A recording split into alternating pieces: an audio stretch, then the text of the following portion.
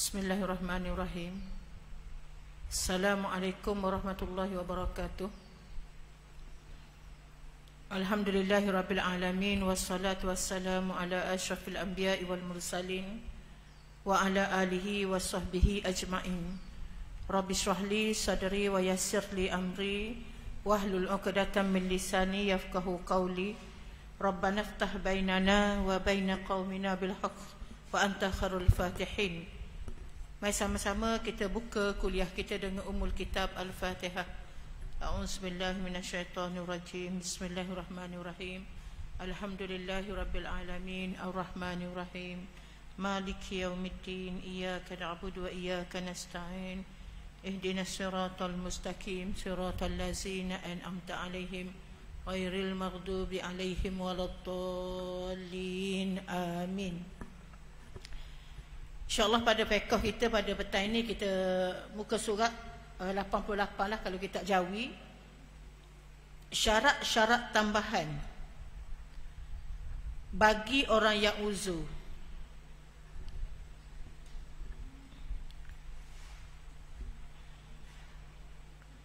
Syarat-syarat sah wuduk kita baca bawah ni. Berapa muslim wuduk itu mai duduk dah ni.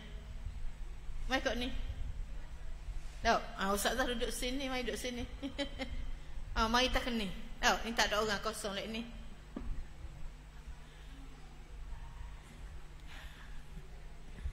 Jadi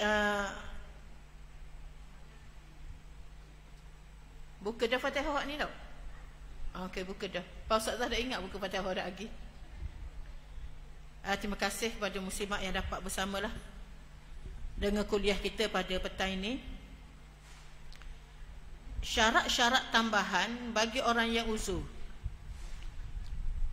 Bagi orang yang sentiasa berhadas dengan sebab air kencingnya, orang yang sentiasa berhadas lah uzur, orang uzur. Kita ni ada hak kencing sokmo, hak keputihan subik sokmo, hak istihadah. Ni bagi orang yang uzur lah. Kencingnya sentiasa menitis atau mengalir. Air kecil dia menitis atau mengalir, atau perempuan yang keluar darah penyakit istihadah. Ustazah pun istihadah ni.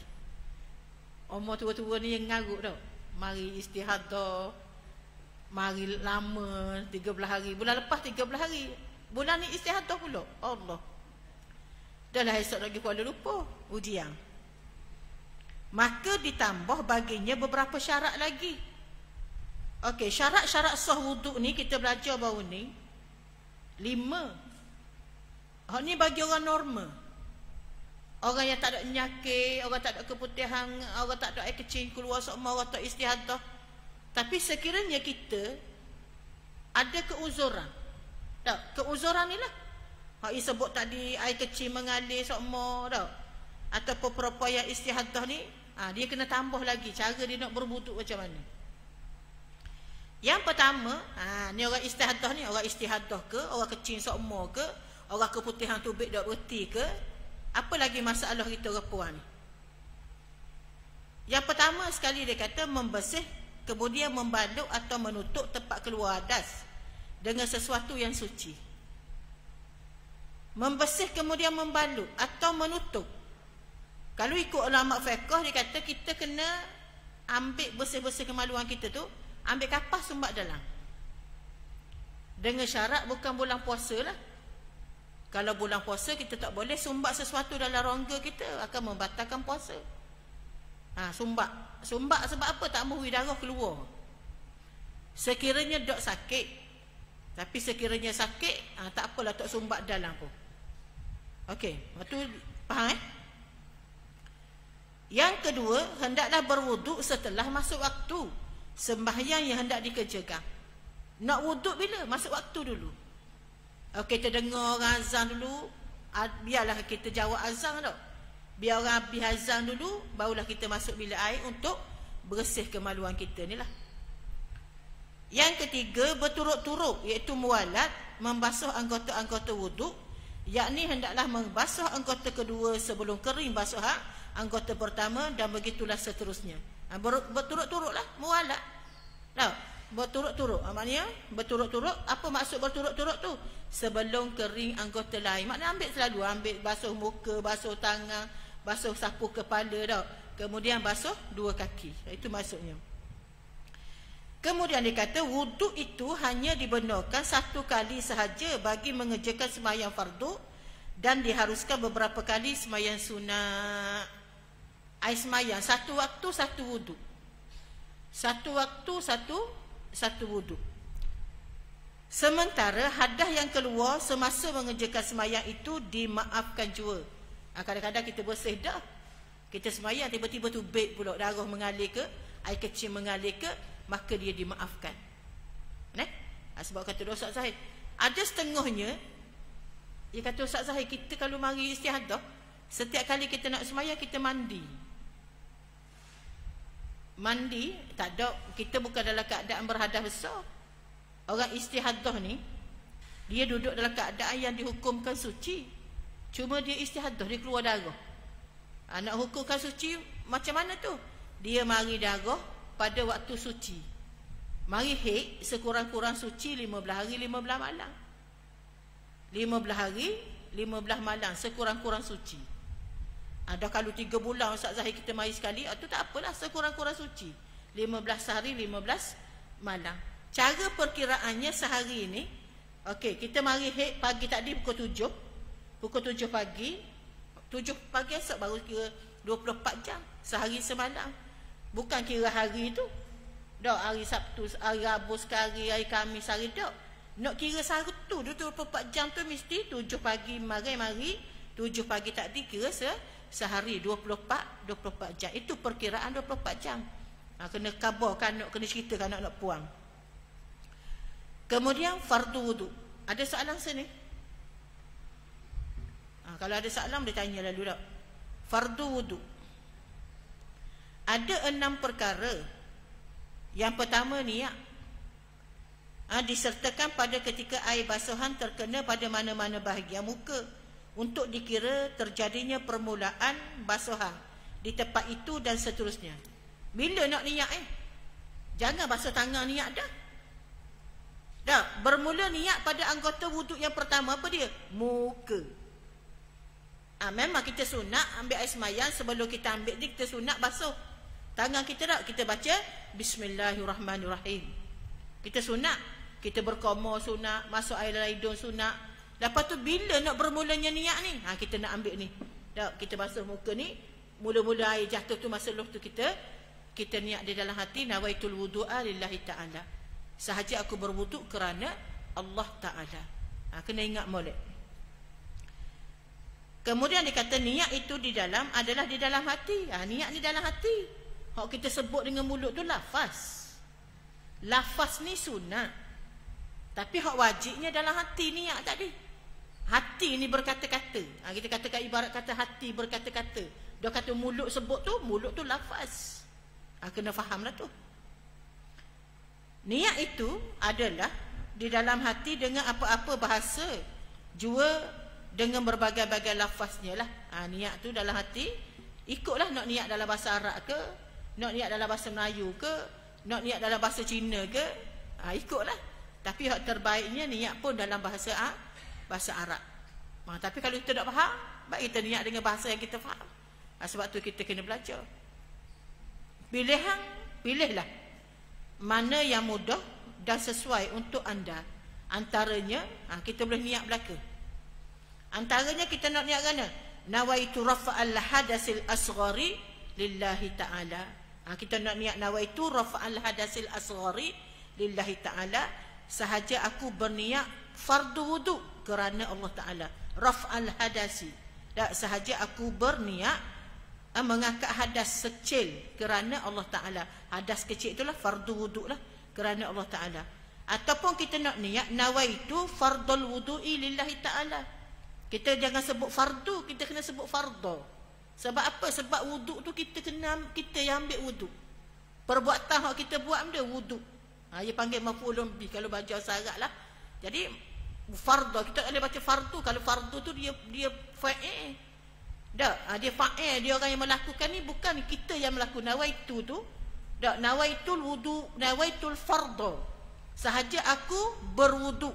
Wuduk tu adalah perbuatan yang kita buat. Kita buat benda, kita berwuduk. Hak kena buat. Kita buat benda, kita berwuduk. Menunaikan wuduk kerana Allah Ta'ala. Nawaitu ada al-wudu'i lillahi ta'ala. Sahaja aku mengharuskan fardu sembahyang kerana Allah Ta'ala. Nawaitu istibahata fardis salah lillahi ta'ala. Sahaja aku mengharuskan fardu sembahyang kerana Allah Ta'ala. Jadi peringatan dia kata. Ada pun bagi orang yang sentiasa berhadas. Orang istihadah lah. Orang yang kecil tak berhenti. Orang yang tubik angin sokmo. Tubik angin sokmo. Ada. Tak tubik angin. Bukan tubik angin kok kemaluan, kok bibir kemaluan. Tu tak tubik angin daripada dua jalan. Ala sabilai. Jalan depan tu berjalan belakang. Dia tubik sokmo angin. Dia kira orang yang bermasalah juga. Maka hendaklah dia berniat dengan cara yang terakhir sekali. Orang ada masalah ni, dia kena niat mana? Nawaitu istibahata fardis salati lillahi ta'ala. Dia kena niat gini. Kalau muslimah ada masalah, dia kena niat. Maka hendaklah dia berniat dengan cara yang terakhir. Sahaja aku mengharuskan fardu sembahyang kerana Allah Ta'ala. Sahaja aku mengharuskan fardu sembahyang kerana Allah Ta'ala. Sahaja aku mengharuskan fardu sembahyang kerana Allah Ta'ala. Sebab apa niat kita ni lain sikit ni? Sebab kita adalah orang yang sentiasa berhadas. Sentiasa berhadas. Maknanya kecil tak berhenti. Ada mari keluar darah sokmo. Jadi itulah. Dia tidak boleh berniat dengan cara yang pertama tadi. Dia tak boleh berniat dengan cara yang pertama tadi, iaitu sahaja aku mengangkat hadas kecil kerana Allah Ta'ala. Dia tak boleh niat seperti orang sihat. Dia kena niat hak bawah tadi. Dia tidak sah berniat demikian kerana dia adalah orang yang sentiasa berhadas. Tidak sah. Ulama kata tidak sah niat dengan niat biasa. Sebab kita orang yang berhadas. Jadi niat kita sahaja aku mengharuskan fardu salat kerana Allah Ta'ala. Sahaja aku mengharuskan fardu sembahyang, fardu salat kerana Allah Ta'ala. Bila kita nak baca ni, masa kita berwuduk. Sebab kita dalam keadaan orang yang daimul hadas, sentiasa berhadas. Yang kedua ialah membasuh muka. Tak, fardu wuduk tadi. Tak, yang pertama niat. Yang kedua membasuh muka. Kawasan muka yang wajib dibasuh. Panjangnya ialah dari tempat tumbuh rambut. Tak, panjang dia. Mana panjang? Panjang lah. Dari tempat tumbuh rambut. Dari tempat tumbuh rambut di kepala hingga ke bawah kedua tulang rahang dan dagu. Ni. Bawah ni. Bukan sampai sini. Muka kita ni daripada ni. Ni tulang ni. Sampai tulang bawah ni. Ni tulang bawah ni. Ni tulang bawah ni. Tulang bawah ni. Rahang dia panggil tak? Ni sini. Kena ni. Ni kat dagu kita ni. Dia panggil tulang rahang ni. Bawah ni kena ni. Ambil bawah ni kena juga lah. Orang kata aurat juga je. Aurat dekat ni lah. Dekat bawah tulang dagu ni maknanya. Tak, sini sikit je lah. Aurat ni kita kata. Mana kata pakai gini pun okey dah. Tak, kalau kita pakai tudung lepas dah. Kemudian dia kata, sementara lehernya, sementara lebar dia, lebar ni lah. Tak, ni lebar ni. Dari anak telinga sebelah kanan hingga ke anak telinga sebelah kiri. Ni anak telinga hak kecil. Hak cuping kecil dalam ni anak telinga je panggil. Daripada ni sapalah daripada ni. Sebab tu ambil semayang ni kena berhati-hati, kena basuh biar rata betul. Biar rata belaka. Dia anggota muka kita lah. Dikira dalam bahagian muka, bulu mata, kening, jambak, tali tudung. Tali tudung, misai dan janggut lah. Dia panggil jambak ni tali tudung dia panggil. Jambak lah orang lelaki ni. Jambak tumbuh dah. Itu merupakan muka. Sebab tu dia wajib lah basuh. Tak? Apa yang ada, bulu-bulu yang ada di anggota muka kita. Yang ketiga, membasuh dua tangan hingga kedua siku. Dua tangan bermula daripada dua tangan. Bukan siku ke tangan. Tak? Yada ini ilal mirfaqain. Iaitu basuh tangan hingga ke siku. Mula daripada sini. Tak basuh tangan daripada siku. Basuh lah. Mesti atas list daripada basuh 3 kali. Sudah basuh 3 kali. Dah kena lebih. Kena lebih basuh tangan. Biasa kita tengok orang tua dia ambil daripada atas ke bawah. Bukan dosa. Tapi sepatutnya daripada tangan ke bawah. Daripada tangan ni ke bawah ni ambil air semayang. Basuh biar rata air, pastikan air betul-betul rata. Sebab kadang-kadang kita tengok tak rata pun, siapa dekat siku ni dah habis. Jadi kita kena betul-betul biar lebih daripada siku ni lah. Ambil betul-betul muslimat. Jangan gopoh sangat dalam ambil air sembahyang ni lah. Yang keempat, menyapu sebahagian daripada kepala. Menyapu kepala tak? Sapu-sapu kepala walaupun sedikit. Dia kata sikit pun tak apa. Dah nak sapu sikit pun tak apa. Sama ada disapu itu kulit kepala atau rambut yang ada di dalam kawasan kepala. Ikut kulit kepala ke, nak sapu rambut ke, tak apa belaka, boleh belaka. Dah yang diajar oleh mazhab Syafi'i kita lah. Menurut mazhab Hanafi, wajib menyapu sekadar 1/4 kepala, iaitu sekadar setapak tangan.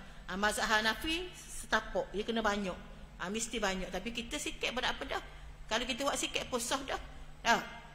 Kemudian dia kata, tetapi pada mazhab Maliki dan Hanbali wajib menyapu seluruh kepala. Mazhab Maliki dan Hanbali kena basuh sutai kepala.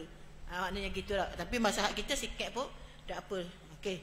Yang keenam, tertib lah. Tertib mengikut susunan yang betul. Sunat-sunat wuduk, iaitu menghadap kiblat.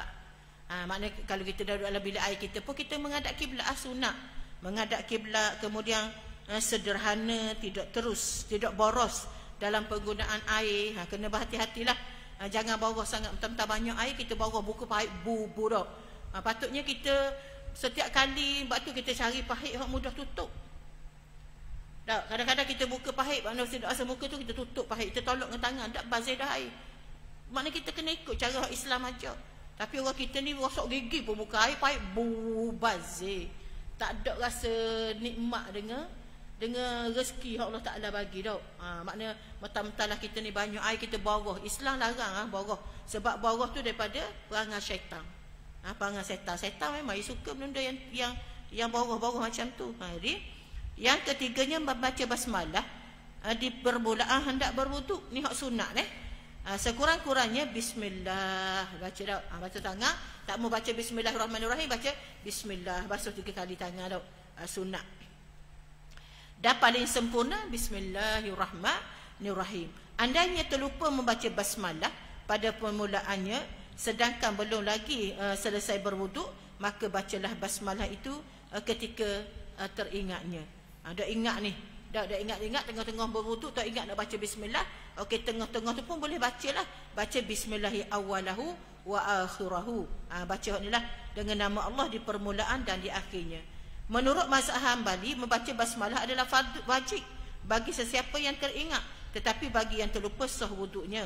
Kemudian selepas membaca bismillah, sunat pula membaca alhamdulillahi alal islam wa ni'matihi, alhamdulillahillazi ja'alal ma'a tahura wal islama nura. Artinya segala kepujian tertentu bagi Allah di atas kurniaan agama Islam dan nikmatnya. Segala kepujian tertentu bagi Allah yang telah menjadikan air itu suci dan agama itu sucilah. Agama Islam itu nur. Iman Al-Ghazali telah menambah lagi dengan doa ini selepas doa-doa tadi, iaitu Rabbi a'udzubika minan hamazatis syayatin wa a'udzubika Rabbi an yahdurun. Surah Al-Mu'minun ayat 97 hingga 98. Wahai Tuhanku, Rabbi a'udzu, Rabbi a'udzu, aku berlindung denganmu dari bisikan-bisikan godaan syaitan, dan aku berlindung lagi denganmu wahai Tuhanku dari kedatangan mereka kepadaku. Sebab syaitan ni dia sentiasa ganggu kita. Dah panggil waswas. Waswas tu daripada mana? Syaitan lah. Kadang-kadang kita ambil air semayang tau. 3 kali dah 4 kali ni. Aku basuh tak gini. Jadi waswas. Ambil wuduk pun waswas, semayang pun waswas. Sebab apa? Sebab syaitan tak pernah meninggalkan kita. Syaitan ni dia tak pernah meninggalkan kita. Kita jangan ingat kita buat baik pun syaitan tak pergi dekat kita. Kita buat baik, syaitan nak pergi lagi. Kalau kita buat jahat tak kisah, sebab kita ikut dia dah. Jadi hak baik ni jadi sasaran dia. Jadi kita sebab itulah dalam kita nak beribadat, kita kena baca semua bismillah. Bismillah dengan nama Allah Subhanahu Wa Taala. Jadi dia kata tengok bawah lah. Okey. Tak apalah nota kaki tu tak apa, kita baca nombor 5 pula. Membasuh 2 tapak tangan hingga pergelangan tangan sebelum berkoma-koma lah. Tak adalah Ni benda sunat sambil membaca doa ini, Allahumma inni as'alukal yumna wal barakah wa a'udzubika minasyu'mi wal halakah. Ya Allah, aku bermohon kepadamu mendapat keuntungan dan keberkatan, dan aku berlindung denganmu daripada kecelakaan dan kebinasaan. Kalau mahu, bacalah lagi doa ini ataupun pilih salah satu daripadanya. Allahumma hfaz yadi min ma'asika kulliha. Artinya, ya Allah, peliharakanlah tanganku dari semua perlakuan maksiat terhadapmu. Walaupun kita tak boleh baca dalam bahasa Arab ni muslimat, tapi biar kita niat masa kita baca tu. Masa kita basuh tangan ni, minta Allah jauhkan daripada melakukan maksiat. Biar kita ada niat dalam hati kita. Jangan kita buat tanpa tahu kita buat. Ni kita basuh tangan mesti kita niat. Aku basuh tangan ni minta Tuhan jaga tanganku daripada segala maksiat. Maknanya sebab tu kita nak belajar. Walaupun kita tak ingat bahasa Arab ni, tapi biar kita niat. Tak, masa kita basuh tangan kanan, masa kita basuh tangan kiri, masa kita basuh muka, benda yang perlu ada dalam hati kita, tak, kita minta dengan Allah Taala. Kemudian bersugi. Bersugi ni gosok gigi lah. Dan bacalah doa ini, Allahumma bayyid bihi asnani wa syudda bihi lisati wa thabbit bihi lahati wa barik li fihi ya arhamar rahimin. Ya Allah, putihkanlah dengannya gigiku.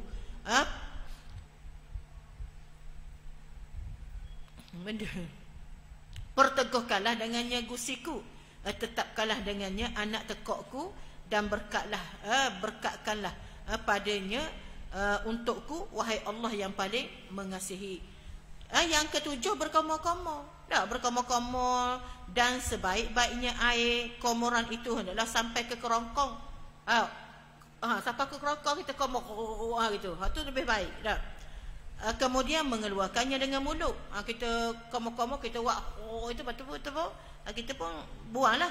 Semasa berkomor-komor, bacalah doa ini, Allahumma a'inni ala zikrika wa syukrika wa husni ibadatik. Maknanya Nabi pesan kepada sahabat dia, jangan mu tinggal doa ni. Lepas sembahyang ke, bukan baca semua doa ni tak. Allahumma a'inni ala zikrika wa syukrika wa husni ibadatik. Ya Allah, tolongkanlah daku untuk mengingatimu, mensyukurimu, dan elok beribadat kepadamu lah. Atau bacalah lagi doa ini, Allahumma a'inni ala tilawati kitabika wa kasrati zikri laka wa sabbitni bil qawli thabiti fil hayati dunya wa fil akhirah. Artinya, ya Allah, tolongkanlah daku untuk membaca kitabmu dan membanyakkan zikir kepadamu, dan tetapkanlah daku di atas ucapan kalimah syahadah yang tetap berkekalan dalam kehidupan dunia dan akhirat. Kita baca jalannya. Muslimat tak faham, kena tanyalah.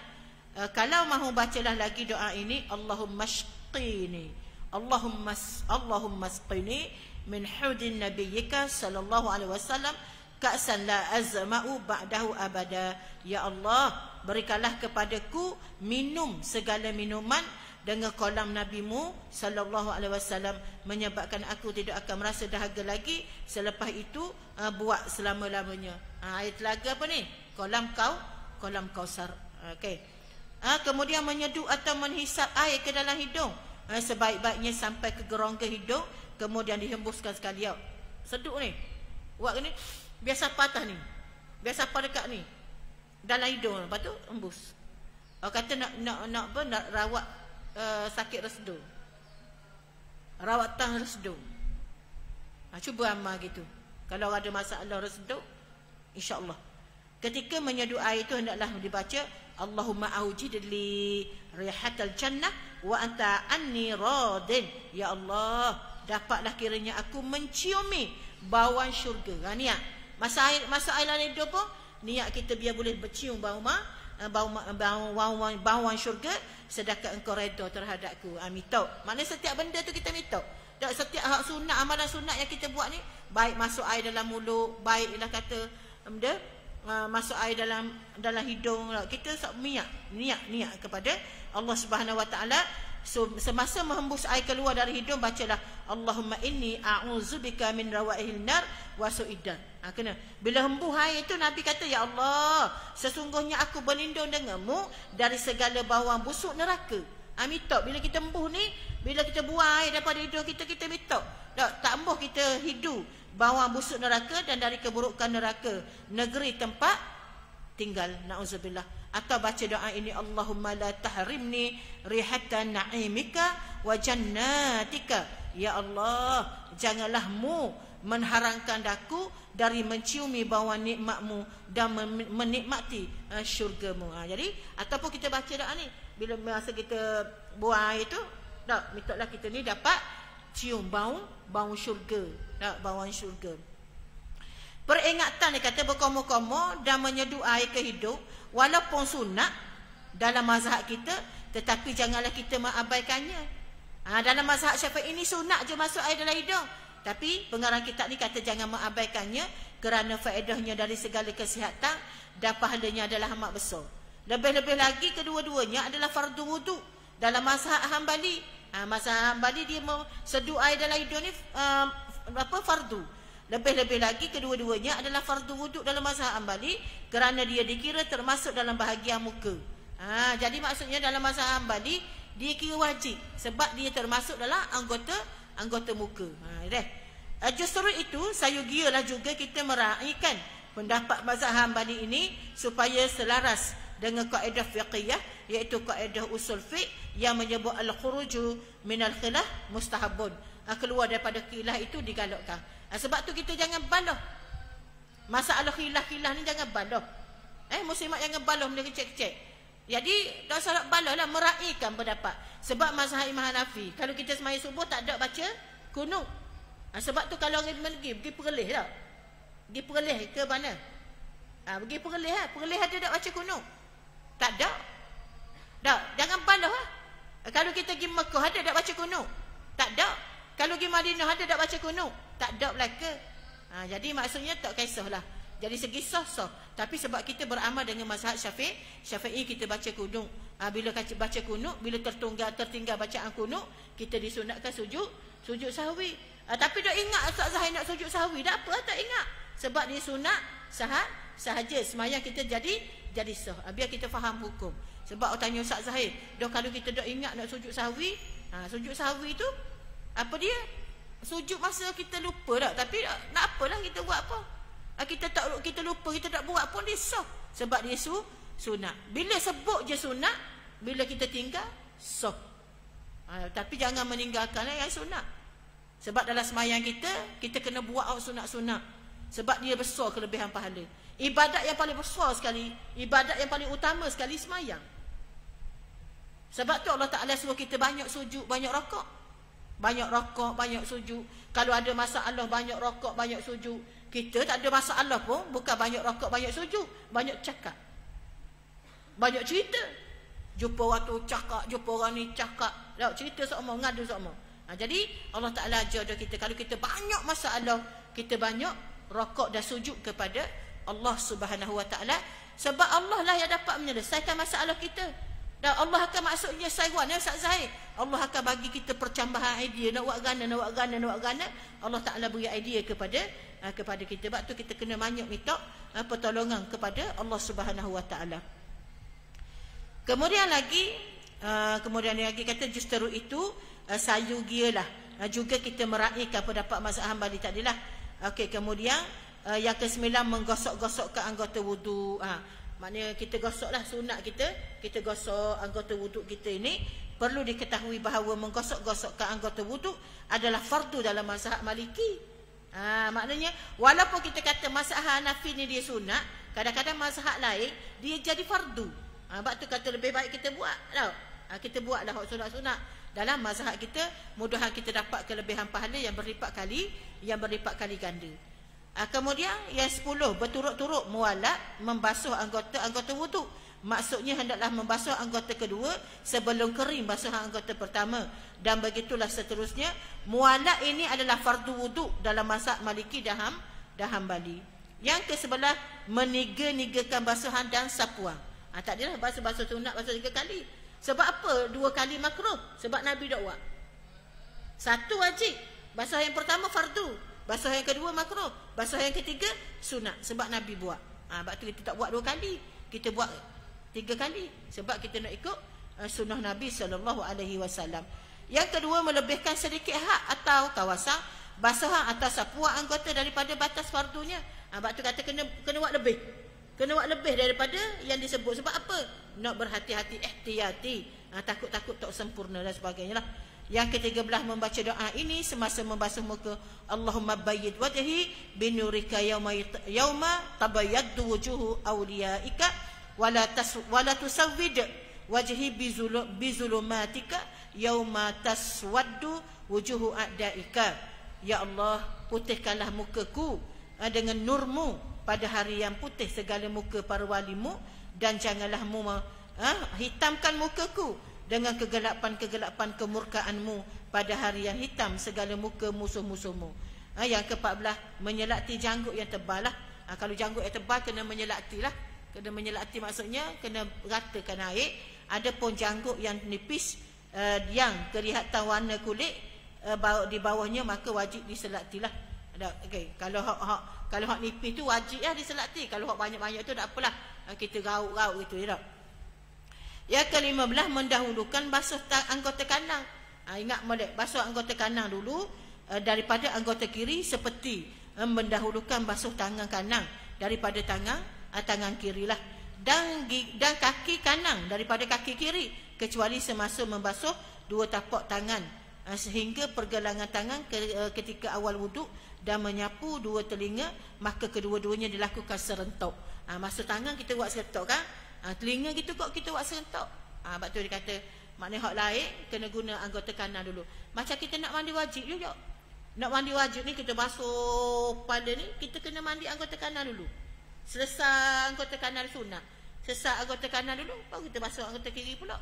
Itu dari segi sunatnya, afdaliyatnya kita nak beramal lah. Kemudian membaca doa ini semasa tangan kanan. Allahumma a'tini kitabi biyamini wa hasibni hisaban yasira. Ya Allah, berikanlah akan aku kitab surat ta'amal aku ni dengan tangan kanan ni. Masa basuh tangan berwuduk ni, minta terima aku kitab amal dengan tangan kanan. Niat dalam hati kita ni, basuh tangan. Ya, kemudian dan janganlah amalanku dan hisablah amalanku dengan hisab yang mudah. Minta hisaban yasira. Doa kepada Allah Ta'ala, wahasibni hisaban yasira. Wahasibni hisaban yasira. Hisablah aku ya Allah dengan hisab yang mudah. Muslimat kena ingat. Nabi SAW cerita, ketika nak menuju ke mahsyar tu, macam-macam keadaan manusia.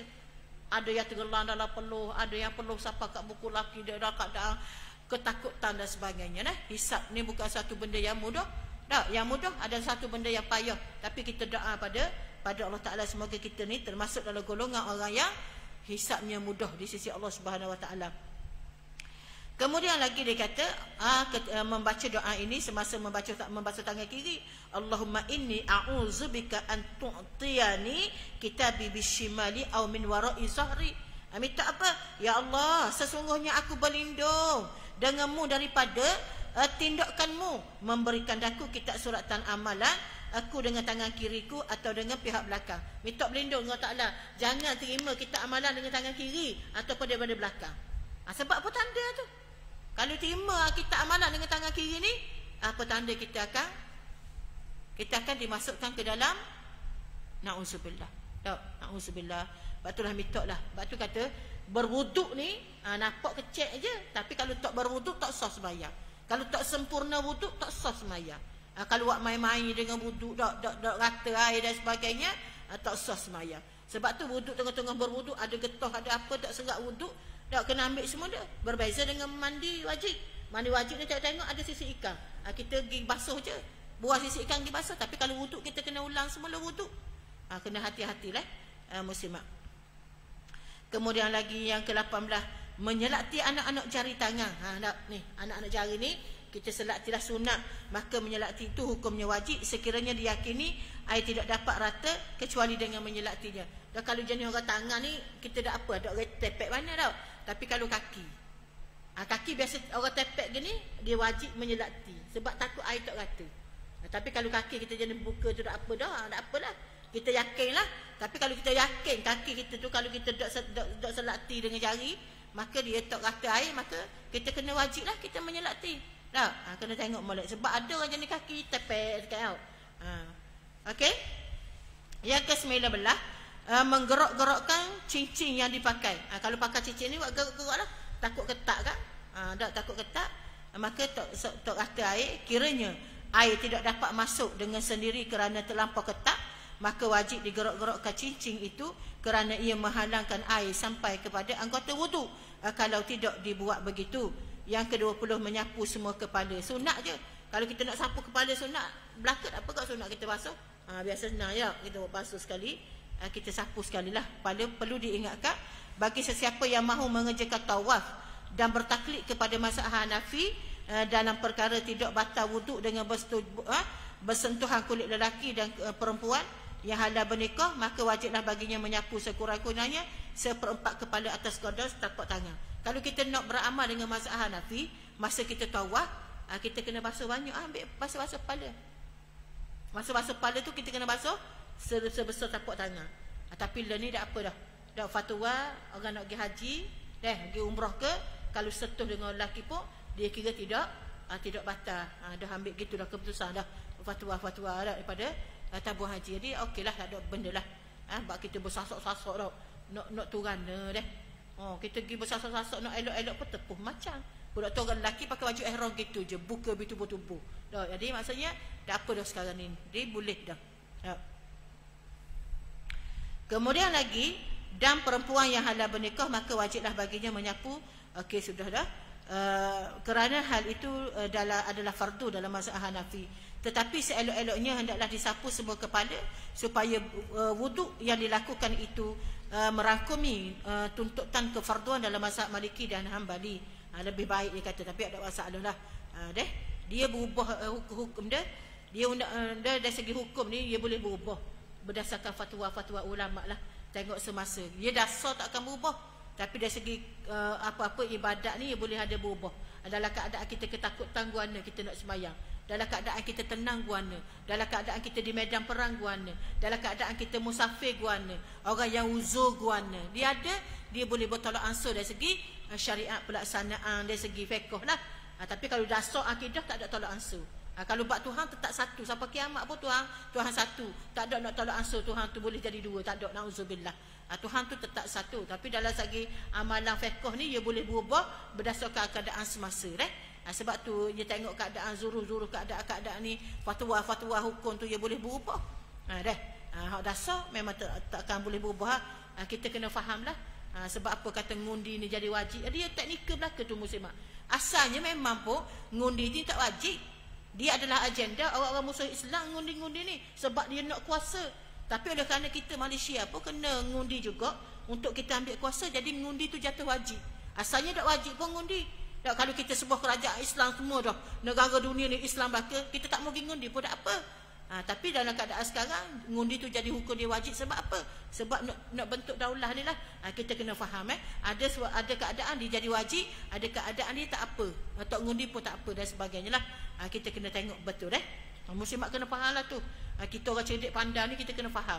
Kena faham politik, kena faham dari segi masalah agama kita kena faham, dari segi fiqh kita boleh tahan, kena boleh faham. Semayang hak 4 boleh jadi 2. Tak semayang hak kata orang buat dalam keadaan musafir. Kalau nak buat musafir dalam keadaan kita tak ambil semayang penuh, kita kosong saja pun tak boleh. Tak, orang kata boleh tak Ustaz Zahir. Kalau kita keluar rumah sebelum Zuhur, sebelum Zuhur kita boleh lah jamak dengan tak asal. Tak, tapi kalau nak keluar kalau lepas Zuhur dah, kita semayang sempurna di rumah kita. Kita tubiklah semayang waktu asar di tengah jalan tu dalam keadaan kita kosong. Ada masalah. Kosong 2 rakaat tak. Jadi kita kena faham. Kita kena faham lah benda-benda yang macam tu. Yang ke-21, membaca doa ini semasa menyapu kepala. Allahumma ghashini birahmatika wa ansil alayya min barakatika wa azillani tahta zilli arshika yawma la zilla illa zilluka. Allahumma harim sya'ri wa bashari ala nar. Ya Allah, liputilah liputilah akan daku dengan rahmatmu, turunkanlah atasku daripada segala keberkatanmu, dan naungilah daku di bawah naungan arasmu pada hari yang tiada naungan selain daripada naunganmu ya Allah. Haramkanlah rambutku dan kulitku atas api neraka. Yang ke-22, menyapu kedua telinga di hadapan dan belakang. Dalam bahasa Hambali, menyapu kedua telinga hadapan dan belakang. Dalam mazhab Hambali, menyapu kedua telinga ini adalah fardu wuduk kerana kedua-duanya terletak dalam kawasan kepala. Sebagaimana yang telah disebutkan dahulu bahawa mazhab Hambali mewajibkanlah sapu semua kepala. Cara menyapunya ialah dengan memasukkan ujung jari telunjuk. Ujung ni, jari telunjuk dak masuk dalam ni, kita wak dak. Kaki kita wak. Dengan dibasahkan dengan air ke dalam lubang telinga dan ibu jari di belakang cupin telinga ni dak. Ni dah kita buat kan. Masuk ni ambil nak. Dak. Dia molek dah you buat ni. Ni ibu jari ni basuh bakal telinga gitu dak. Okey.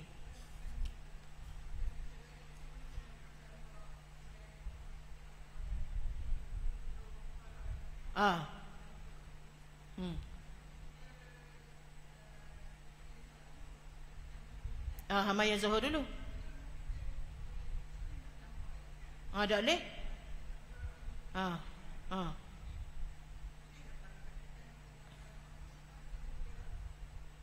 Lepas kita bergerak, kita tidak boleh lah sebab kita dah masuk waktu. Maksudnya kalau nak jamak Zuhur Asar, nak jamak Zuhur Asar, nak jamak Zuhur dengan Asar, kita tumpik rumah sebelum masuk waktu. Sebelum masuk waktu. Maknanya kalau dah masuk waktu, tu semayang Zuhur dulu. Bila kita semayang Zuhur, di tengah jalan, kita semayang lah. Qasar. Kita tak jamak dah. Kita qasar asar 2 rakaat. Boleh? Walaupun masuk waktu dah Zuhur rumah kita.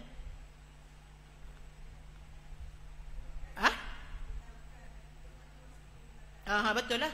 Betul. Dah kita qasar boleh lah. Kita tak jamak dah, waktu main Zuhur dah. Kalau kita nak jamak qasar boleh. Dengan syarat kita keluar sebelum masuk waktu. Okey, sebelum masuk waktu kita keluar dah, tubik dah. Lepas tu kita boleh dah kira dah musafir dah. Kita jalan dah. Kira kita boleh jamak qasar.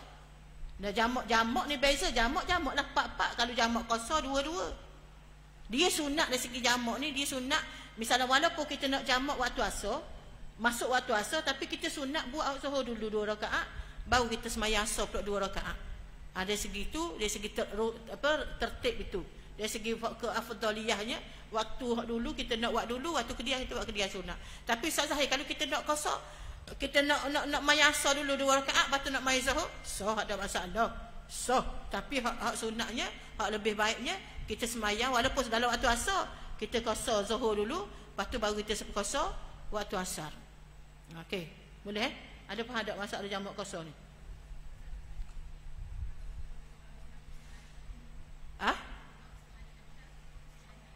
Hadas? Kita qasar saja. Sebab orang berhadas ni, dia kena satu wuduk, satu solat. Maksudnya dia dalam pertengahan jalan tu, okey, dia bersih-bersih, dia qasar je semayang. Lepas tu masuk waktu asar, dia qasar pula semayang. Sebab dia keadaan berhadas, dia tak boleh istimewa pada orang lah. Orang sakit, boleh tak nak qasar rumah? Tak boleh. Tapi jamak boleh. Nak jamak uzur dah ni, dia boleh ambil air semayang sekali je. Tapi tu dia boleh semayang Zuhur, okey, dia jamak selalu dengan asar. Boleh. Dengan syarat uzur memang tak larat dah. Kalau sikit-sikit tak boleh. Dengan syarat orang yang uzur, dia tak boleh qasar. Dia tak boleh buat 2-2, dia kena jamak, dia kena tamamkan 4-4. Tapi dia boleh jamak sebab dia terlalu uzur. Macam orang uzur sangat lah. Tak berupaya dah. Kita nak ambil wuduk acak kali ke dia nak tunggu waktu tak larat. Kita boleh lah orang yang uzur orang yang sakit tenat lah. Kata orang sakit teruk lah, sakit memang kita tahu orang sakit teruk dia tak berupaya. Okey. Ada lagi soalan? Ada lagi soalan? Okey maknanya kita qasar je lah dak bagi yang berhadas tadi lah. Kita qasar je lah sebab apa? Sebab dia kena satu je. Kalau kita semayang jamak ni kita 2 waktu mayang dalam tu. Jadi kita kena tu lah. Ada lagi tak mesti mak tanya soalan jamak qasar ni? Okey. Boleh faham Okey. Kemudian lagi nombor berapa dak ni? 23. 22 dah. Sebagaimana yang telah disebutkan dahulu bahawa mazhab Hambali mewajibkan sapu semua kepala lah. Cara menyapunya ialah dengan memasukkan ujung jari telunjuk. Okey, tapi habis dah 23 dah. Kemudian gerakkan telunjuk dan ibu jari menyapu telinga dari bawah ke atas dengan tangan kanan menyapu telinga kanan dan tangan kiri menyapu telinga kiri. Selepas itu dua tapak tangan yang basah itu dilengkapkan kepada dua telinga. Sebab tu dalam Islam ni, fiqh ni dia ajar detail. Sebab tu dia nak suruh kita beramal biar kita tahu hukum. Kita tahu cara pelaksanaan. Walaupun kita kata Allah benda ni mudah je Ustaz Zahir. Tapi kalau kita tak belajar, kita buat ikut dam. Tapi bila kita belajar, kita baca kitab, oh gini rupanya beramal cara betul. Kadang-kadang beramal ada budak setengah tu dia basuh ke atas lupa bawah. Padahal hak betul macam mana? Jadi sebab tu kita nak belajar. Sebab tu kita nak belajar, kita nak tahu cara yang terbaik, kaedah yang terbaik yang diajar oleh Islam itu sendiri. Ulama-ulama ia bahas macam mana nak boleh keluar satu-satu hukum walaupun sunat, tapi kena teliti dari segi pembelajaran dia. Muslimat kena faham tu. Yang ke-23 tak apalah kita baca. Yang ke-23 membaca doa ini ketika menyapu dua telinga. Allahumma ja'alni minal ladzina yastami'una al-qawla fayattabi'una ahsanah. Allahumma asmi'ni munadiyal jannah fil jannati ma'al abrar. Nampak ke doa ni, benda doa ni benda kita minta dengan Tuhan. Ya Allah, jadikanlah akan aku daripada golongan yang mendengar perkataan nasihat, maka lalu mereka mengikuti apa yang baik daripadanya. Ya Allah, pendengarkanlah kepada aku seruang penyeru syurga di dalam syurga bersama orang-orang yang baik. Maksudnya basuh telinga ni kena ada niat juga.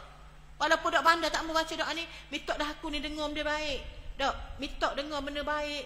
Maknanya jangan dengar benda-benda maksiat, kena minta. Biar ada niat. Biar kita sedar kita duduk mana dalam kita beribadat. Kita tengah basuh telinga, biar kita sedar bahawa kita sedar basuh telinga ni. Telinga kanan ni, telinga kiri ni.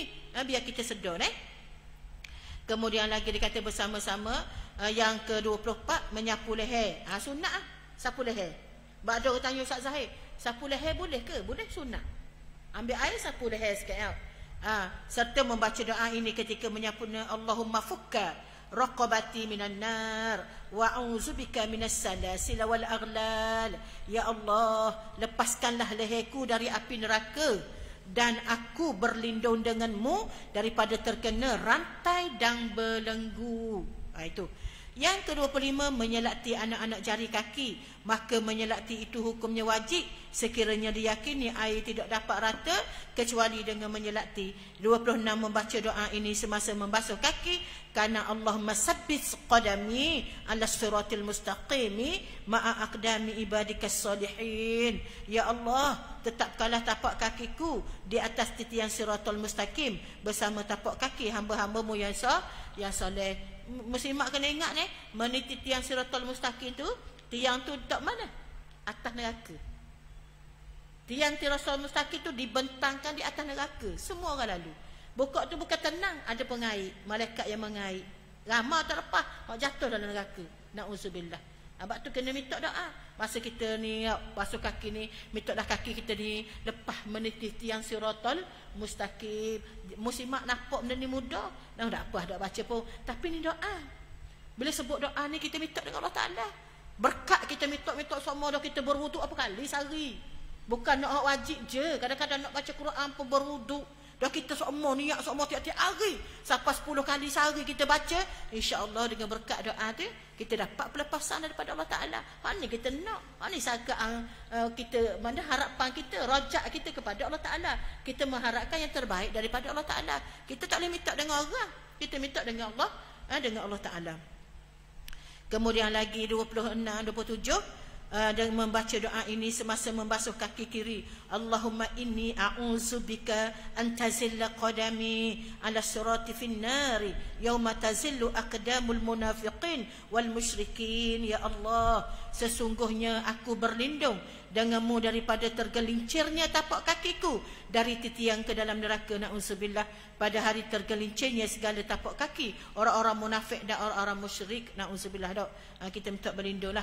Berdoa selepas berwudu, doanya asyhadu an la ilaha illallah wahdahu la syarikalah wa asyhadu anna Muhammadan abduhu wa rasuluh.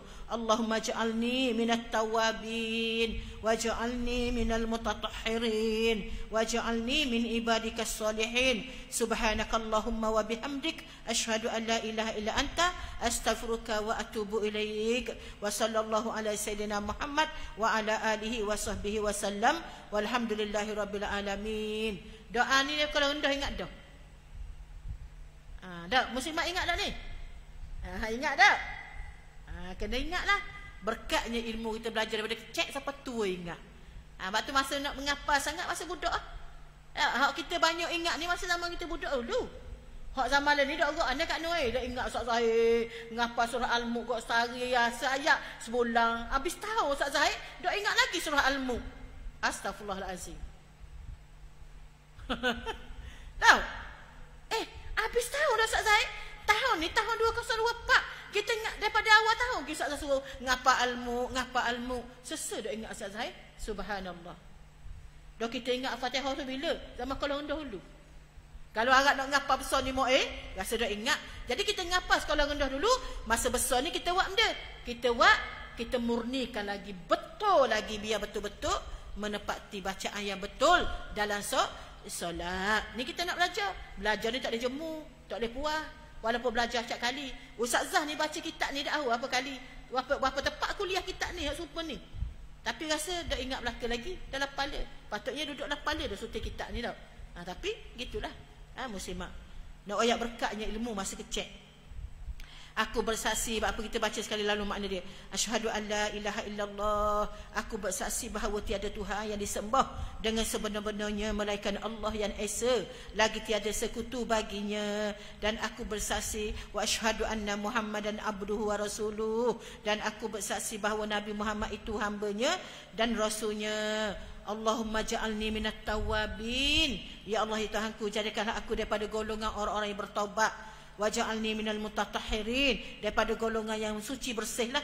Dan kemudian lagi, dan jadikanlah aku waj'alni min ibadikas salihin, dan jadilah aku ni daripada kalangan hamba-hambamu yang soleh. Subhanakallahumma wa bihamdik, maha suci Allah, maha suci engkau ya Allah, dan dengan kepujian engkau aku bersaksi bahawa tiada Tuhan yang disembah dengan sebenar-benarnya melainkan engkau jua. Aku memohon ampun. Ni penting sangat ni. Astaghfiruka wa atubu ilaik. Aku memohon ampun dan bertaubat kepada engkau. Allah telah memberi rahmat dan selamat ke atas penghulu kami Nabi Muhammad sallallahu alaihi wasallam dan ke atas keluarganya serta para sahabatnya, dan segala kepujian itu tertentu baginya Tuhan semesta alam. Okey, sekarang kita baca, kita ambil tafsir pula.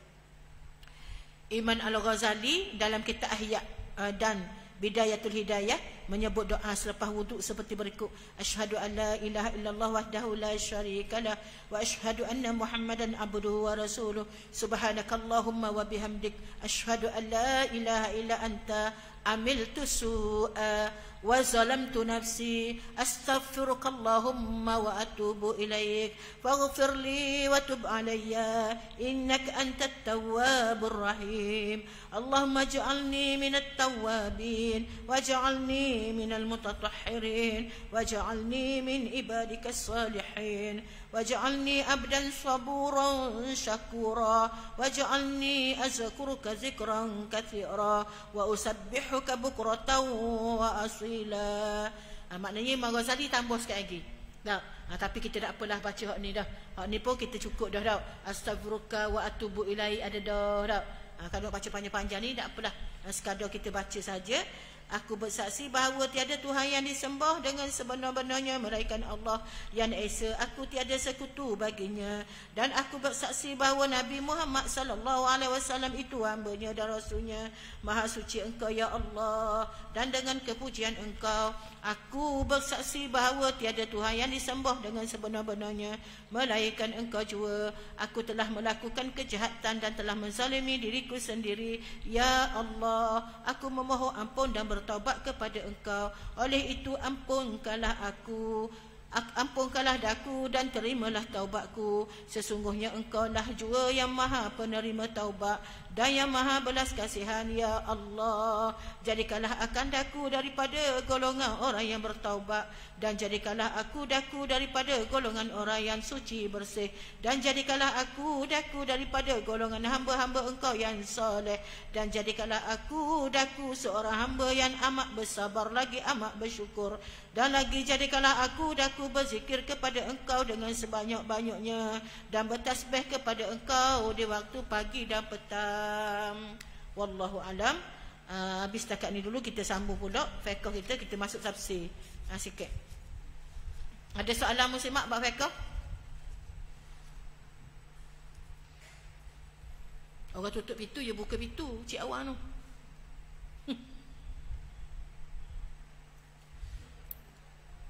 Baru buka pak.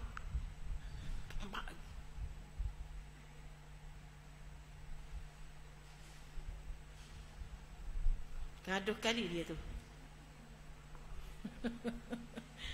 Baru buka pak awak asal lambat 4:30.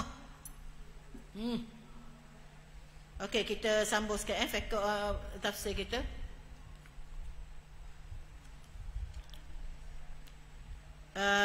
Buka 108 tafsir ayat. Kita baca bab 6, perumpamaan bagi kehidupan dunia yang sementara inilah. Dunia-dunia yang kita sayang sangat ni, dia ada, Allah Ta'ala beri perumpamaan. Kita baca ayat muka surat 112. Kita terus kepada ayat 20, ayat 32. Kita tengok A'udzubillahi minasyaitonir rajim. وَضَرِبَ لَهُمْ مَثَلَ الرَّجُلَيْنِ جَعَلْنَا لِأَهْدِهِمَا جَنَّتَيْنِ مِنْ أَعْنَابٍ وَحَفَفْنَاهُمَا بِنَخْلٍ وَجَعَلْنَا بَيْنَهُمَا زَرْعًا. Jadi ayat yang ke-32 ni Allah Ta'ala beri perumpamaan. وَضَرِبَ لَهُمْ مَثَلًا, Allah Ta'ala sebut, dan berikanlah kepada mereka satu misalan yang berlaku kepada dua orang lelaki. Allah Ta'ala buat misalan, perbandingan dua orang lelaki. Perumpamaan ini ditujukan kepada golongan yang baru memeluk Islam, yang tidak mengetahui hikmah, dan tujuan Islam ini didokong oleh golongan yang lemah dan miskin. Biasa agama Islam ni siapa hak sokong muslimat? Orang miskin dan orang susah lah. Sebab tu sahabat-sahabat Nabi ramai di kalangan orang susah. Sebab golongan inilah yang sentiasa bersama dengan Islam, dengan Nabi SAW. Juga sebagai perbandingan di antara nilai-nilai yang akan hilang dan binasa dengan nilai-nilai yang kekal abadi. Allah buat perbandingan harta dunia yang sementara dengan amalan soleh yang kita buat berkekalan di akhirat kelak. Ini Allah Ta'ala cerita kepada kita dalam ayat 32 ni. Peristiwa tersebut berlaku pada zaman dahulu di kalangan Bani Israel. Ini maknanya sebelum kelahiran Nabi SAW. Bani Israel ni adalah kaum sebelum Nabi kita, Nabi Muhammad SAW. Allah Ta'ala cerita kepada Rasulullah apa yang berlaku kepada umat-umat sebelum kamu. Allah Ta'ala cerita dalam Al-Quran. Kemudian dia kata, dua orang lelaki yang berbangsa Yahudi. Orang lelaki ni berbangsa apa? Yahudi, yang mempunyai kedudukan yang beza. Seorang kaya, seorang miskin. Seorang daripadanya kaya-kaya dan seorang lagi miskin. Lelaki yang miskin berbangga dengan keimanannya. Manakala lelaki yang kaya pula berbangga dengan harta benda yang banyak. Orang miskin, kita nak bangga dengan benda iman kita lah. Orang kaya dia bangga dengan harta dia. Ini Allah buat perbandingan. Allah Ta'ala kata, ja'alna li ahadihima jannataini min anabin wa hafafnahuma binakhlin wa ja'alna bainahuma zar'a. Maksudnya, kami jadikan kepada salah seorang daripada keduanya mempunyai dua kebun anggur. Salah seorang daripada keduanya, bukan dua-dua, tapi salah seorang daripada keduanya tadi, bangsa Yahudi tadi. Yang pertama hak kaya raya, yang hak baru masuk Islam. Hak satu miskin. Hak miskin dengan orang kaya masuk Islam belaka. Tapi perbezaannya hak kaya dan miskin. Orang kaya bangga dengan harta dia, orang miskin ni berbangga dengan keimanan dia kepada Allah Subhanahu Wa Taala. Salah seorang daripada kedua tadi mempunyai kebun anggur dan kami likopi kedua-dua kebun-kebun itu dengan pohon-pohon tamar dan kami jadikan di antara keduanya tumbuh-tumbuhan yang lain. Jadi dalam kebun dia tu maknanya ada buah anggur, lepas tu ada apa, pokok kurma lah. Luah lah, kebun yang luah. Kemudian dia kata lelaki yang kaya itu bukan sekadar memiliki kebun anggur. Di kebun dia tu bukan ada anggur saja, tetapi ditambah pula dengan kebun tamar dan tanaman-tanaman yang lain. Allah tak ada cerita kekayaan lelaki tadi. Seorang yang kaya tu ada kebun tamar, iaitu kebun kurma. Kaya. Orang Arab ada kebun kurma, kaya lah. Kemudian dikatakan firman Allah, kiltal jannataini atat ukulaha wa lam tazlim minhu syai'a. Kedua-dua kebun itu kami hasilkan buah-buahnya dan kami tidak kurangkan buahnya sedikit pun. Allah Ta'ala kata banyak hasil kebun dia ni. Maknanya ibarat kata kita kata mutih. Kalau kita di Malaysia ni durian lah. Penuh baru ni durian tau. Siapa ke dok ahu nak makan? Dok, siapa ayah saya jadi kecil manis dik kerana durian saya rasa. Sebab ia jaga durian daripada bunga sampai luruh habis buah. Tiba-tiba Boni kata kena kecil manis. Rasa makan durian banyak ni saya rasa. Dok penuh hayat 27.4 kat Nung Cimani. Dia kata macam gemuluk ni kena gang. Macam mulut pok ni kena gang, tak boleh nak kata apa. Tutup bomo dah tu. Tapi marah kata sakit. Siapa kata pok sakit? Pekai ni. Nak royak deh. Sedap sangat makan deh. Allah Ta'ala telah mengenuiakan apa yang dia kehendaki oleh lelaki kaya itu kebunnya menghasilkan buah yang banyak. Ini Allah Ta'ala cerita. Firman Allah Ta'ala seterusnya, wa farjanna lahum manahara. Dahlah kebun tu luah, banyak hasilnya. Dan kami alihkan di antara dua kebun itu air sungai. Allah, maknanya suburnya. Di antara dua kebun tu ada sungai. Maknanya subur je nak ayat kebun lelaki tadi. Kebun tersebut bukannya mempunyai tali air, tetapi sungai. Tali air ni kecil tapi sungai banyak kan. Bila sebut sungai kok luah lah. Dia kata yang memberi makna bahawa airnya sentiasa mengalir untuk digunakan di dalamnya. Ini merupakan nikmat yang diberi oleh Allah Ta'ala kepada lelaki kaya tadi. Dahlah ada kebun, sungai pun lok dalam. Memang subur sungguh lah. Kalau parit air ni, orang buat masuk air, nak buat padi ni tak payah buat masuk air. Semula jadi daripada Allah Ta'ala. Kemudian wa kana lahu samar, dan kami berikan kepadanya harta benda yang banyak. Allah, kaya. Bukan sikit-sikit harta ni. Perkataan samarun boleh juga dibaca dengan sumurun ataupun sumrun, yang membawa erti harta benda, hasil. Harta benda lah. Di samping dia mempunyai kebun yang luas, dia juga mempunyai harta benda yang lain. Firman Allah Ta'ala, faqala li sahibihi wa huwa yuhadhiruhu ana aksaru minka malan wa azzu nafara. Dia kata mana? Lalu dia berkata kepada kawan yang miskin. Dia kan kaya. Kisah ni cerita dua orang lelaki daripada Yahudi yang baru masuk Islam. Seorang kaya dan seorang miskin. Maka orang kaya tu, dia kata kepada kawan dia yang miskin tu, ketika dia bercakap-cakap dengannya, dia kata, hartaku lebih banyak daripada harta kamu ni. Wa huwa yuhadhiru ana aktsaru minka. Ana aktsaru minka, maknanya harta aku ni lebih banyak pada hartamu. Lepas tu dia kata wa azzu nafara. Kemudian dia kata dan aku mempunyai lebih ramai pengikut daripada kamu. Aku ramai, aku harta banyak, pengikut ramai. Orang kaya kan? Tahu?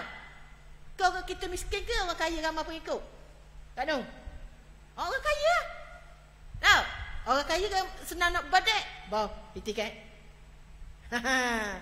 Ambil cek lah 20,000. Dah kalau orang miskin, nganga mulut. Dah mesti nak kawan orang kaya. Ni Allah tak ada cerita. Kisah orang kaya dengan orang miskin. Orang miskin berbangga dengan keimanan dia. Orang kaya berbangga dengan harta dia. Bukan tak beriman. Beriman belaka ni. Baru masuk Islam. Tak apa faham mana lagi lah. Memang kebiasaannya dia kata begitulah.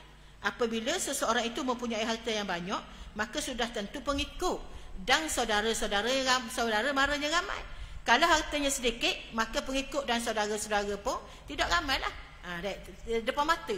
Perbandingan ni Allah tunjuk kita boleh tengok depan mata. Lelaki yang kaya itu merendah-rendahkan dan menghina sahabatnya. Semasa mereka berbual-bual, cakap sombong lah. Aku banyak waktu ni, mum dah ada. Tengok pengikut aku mana, tengok kereta aku banyak mana. Contohlah, dulu tak ada kereta mau unta. Mu tengok unta aku banyak mana, kuda aku banyak mana. Mum dia ada. Ibarat gitulah. Dia berkata, aku mempunyai harta yang banyak dan pengikut yang ramai berbanding dengan kamu yang tiada apa-apa. Sudah tentulah aku lebih mulia daripada kamu. Sedap dia. Aku dia nak banding dengan mu ada benda. Pengikut pun tak ada, harta pun tak ada. Tapi aku ada belaka. Aku lebih mulia daripada mu, kata dia. Tapi di sisi Allah, dia tak kira. Maknanya bagi dia, sebab dia orang mulia. Firman Allah Ta'ala lagi, وَدَخَلَ جَنَّتَهُ وَهُوَ ظَالِمٌ لِنَفْسِهِ فَقَالَ مَا أَظُنُّ أَن تَبِيدَ هَٰذِهِ أَبَدًا. Allah Ta'ala kata, dan dia memasuki kebunnya dalam keadaan dia zalim terhadap dirinya sendiri, dan dia berkata dengan sombongnya, aku mengira bahawa kebun ini tidak akan binasa selama-lamanya. Cakap sombong. Dia lupa dah siapa jaga kebun. Dia lupa dah siapa tuang kebun sebenarnya. Lupa dah. Dah sombong dah ni. Kaya dah ni. Tengok Allah, hasil aku ni. Kaya dah aku. Lupa dah pada sahibul ghaniyah sebenarnya. Allah Subhanahu Wa Ta'ala nak rakyat bila ada sifat takabbur. Bila ada sifat sombong. Lupa dah pemilik sebenarnya.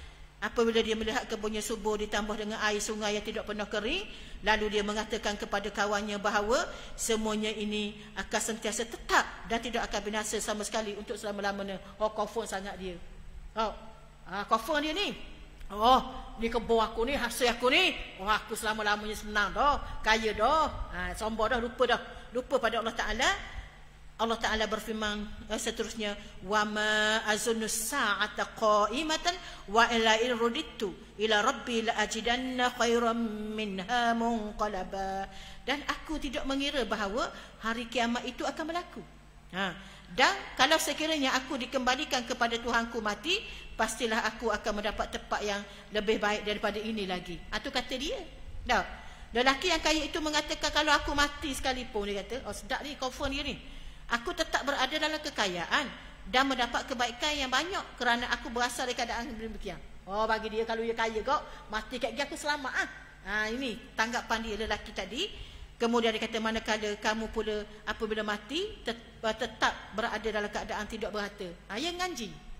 Dia kata, aku dunia kaya, akhirat aku kaya. Mudah je aku masuk syurga. Lepas tu dia kata, mu ada benda, mu mati susah. Mu susah dunia, akhirat lagi mu susah kok. Sedap mulut kata dia. Kata dia.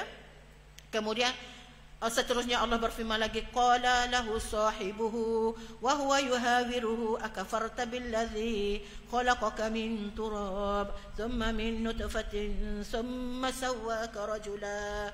Lalu sahabatnya yang beriman berkata kepada dia, baru nak bunyi ni, dia bercakap-cakap dengannya, sahabatnya yang kaya tadi, apakah kamu telah kafir kepada Tuhan yang menjadikan kamu daripada tanah? Mudah ingat Tuhan ke? Miskin kata tadi, mudah ingat Tuhan ke? Mengingat dah Allah Ta'ala yang menciptakan kamu min turab, daripada tanah ni. Mu lupa ni? Tak, kawan ni tegur dia. Kemudian dia kata, kemudian daripada air mani. Tak, kita ni daripada tanah. Kemudian kejadian kita daripada air mani. Siapa yang daripada tanah ni? Adam. Nabi Adam daripada tanah. Hawa daripada tulang rusuk kiri Nabi Adam. Dah kita mari mana? Air mani. Allah Ta'ala cipta kita daripada air mani. Dia kata ni min nutfah, min turab. Ni dalam Quran ayat kita baca ni, khalaqaka min turab. Allah Ta'ala cipta kamu ni daripada tanah. Mu lupa ke? Kemudian summa min nutfah, kemudian daripada air mani, summa sawwaka rajula, dia telah menjadikan kamu seorang lelaki yang sempurna. Ni kawan dia kata dah. Apabila lelaki miskin yang beriman itu mendengar kawannya tidak mempercayai hari kiamat, dak cari hari kiamat, lalu dia bertanya dengan tujuan untuk menasihati, bukannya untuk mendera sahabatnya, apakah kamu telah kafir? Sedangkan Allah Ta'ala menjadikan kamu sebagai seorang lelaki sempurna. Mudah ingat ke? Mu kufur pada Tuhan. Mu cakap ni mu kufur pada Tuhan. Kawan dia peringat dia. Mu ingat tak? Mu ingat nikmat hakmu ni semuanya hak milik Allah Ta'ala. Mu jangan sombong. Kawan dia peringat balik.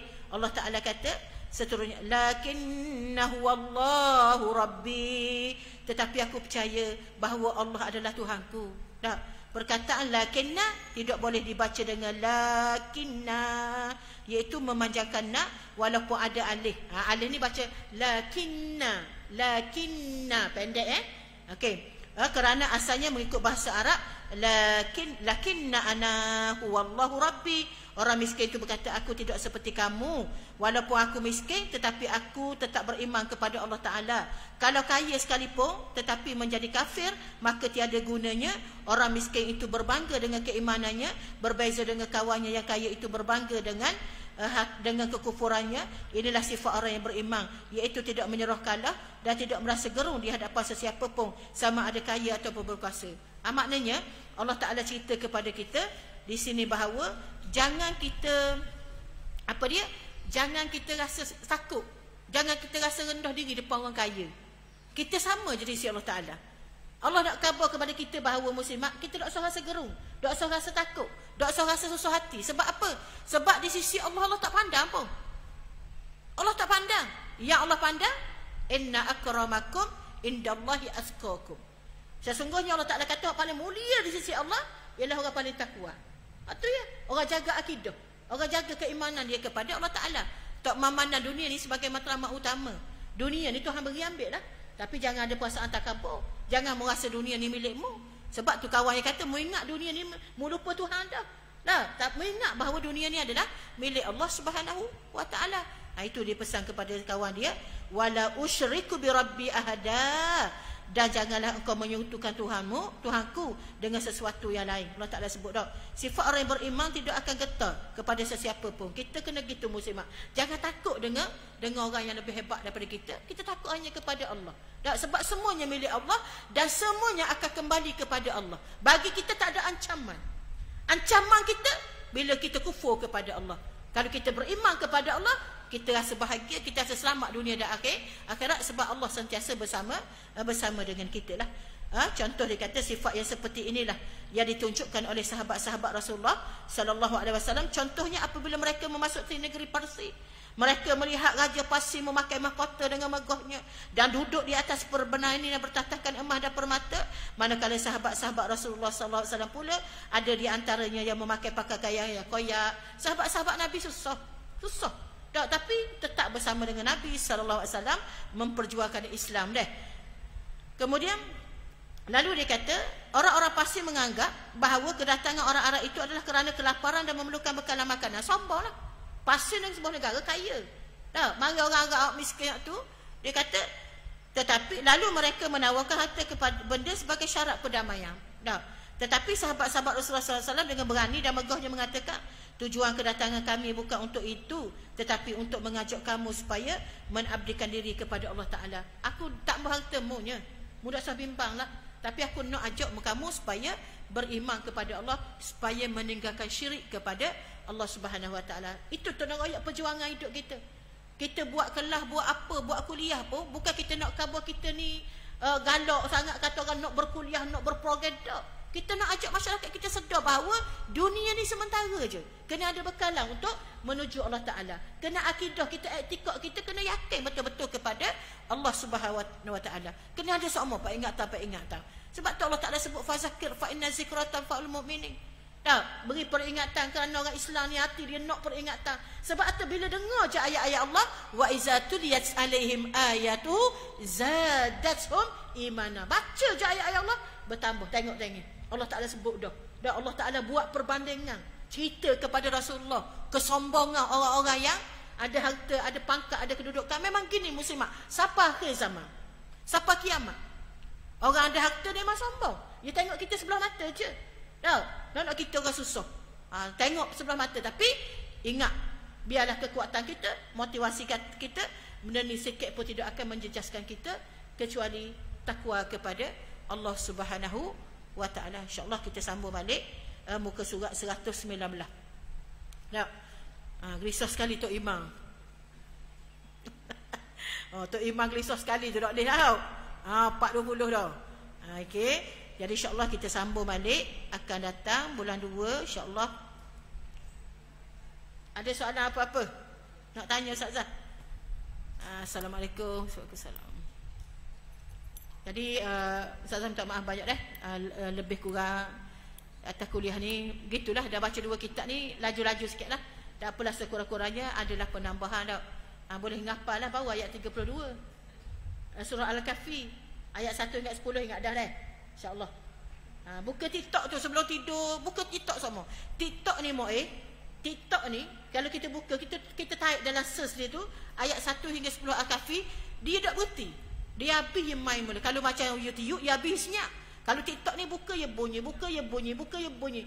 Sekarang ni Ustazah mengajak muslimat yang dikasihi Allah, kita ngapa ayat 1 hingga 10 surah Al-Kahfi, ngapa? Biar ingat. Biar ingat. Sekurang-kurangnya ingat. Sebab apa? Sebab ayat ni adalah penyelamat kita daripada fitnah Dajjal. Apa? Ingat 101 hingga 10, ngapa pula 101 hingga 110, insya-Allah. Kita baca semua, dengar semua, ingat insya-Allah. Sekurang-kurangnya kita ambil pengajaran lah. Jadi Ustazah minta maaf banyak. Yang baik tu datang daripada Allah Subhanahu Wa Taala. Yang lemah tu adalah kekurangan diri Ustazah sendiri. Wabillahi taufiq hidayah. Wassalamualaikum warahmatullahi wabarakatuh. Kita tutuplah kuliah kita dengan tasbih kafarah dan suratul asri. Subhanakallahumma wa bihamdik, asyhadu an la ilaha illa anta, astaghfiruka wa atubu ilaik. Bismillahirrahmanirrahim. Wal 'asr innal insana lafi khusr illa allazina amanu wa 'amilus solihat wa tawasaw bil haqq wa tawasaw bis sabr. Terima kasih banyaklah kepada muslimat dan juga sahabat-sahabatlah yang bersama dalam TikTok kita pada petang ni. Alhamdulillah. Okay, assalamualaikum.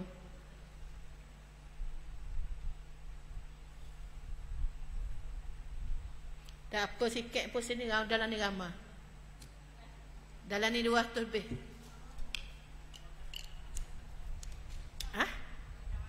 Dah mari tengok TikTok. Ada sok mau tanya live ni.